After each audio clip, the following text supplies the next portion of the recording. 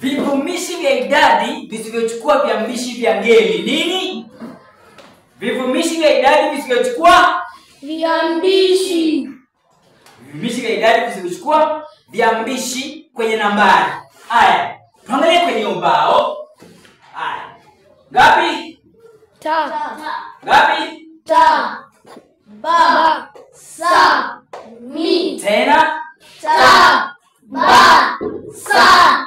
Mi. Haya, tutaweka nini hapa? Sita. Soma neno. Sita. Hapa tunaweka nini? Sa. Soma neno. Saba. Hapa tunaweka nini? Tisa. Soma neno. Tisa. Hapa tunaweka nini? Kumi. Soma neno. Kumi. Haya, tusome. Sita. Saba. Tisa. Kumi.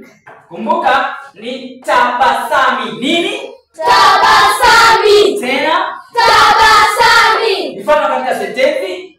Ng'ombe 16. Tena? Ng'ombe 16. Sentensi ya pili. Wazee 7. Tena? Wazee 7. Sentensi ya mwisho. Vitabu 29. Tena? Vitabu 29. Hivi ndivyo vivumishi vya idadi visivyochukua viambishi vya ngeli katika nambari. Tabasami. Tabasami.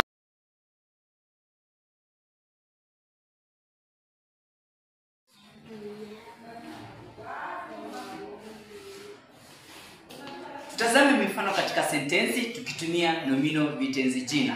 Sentensi ya kwanza, kutunza mazingira ni jambo la maana. Kutunza mazingira ni jambo la maana. Sentensi ya pili, wanafunzi wanapenda kusoma. Wanafunzi wanapenda kusoma. Kisha sentensi ya tatu, kuchora na kuimba ni kazi pia. Kuchora na kuimba ni kazi pia. Kuna mifano mingine mingi, ila ni mitatu tu katika sentensi. Basi asanteni kwa kunisikiliza na tukutane tena kwenye kipindi kingine tukiangalia aina nyingine ya nomino.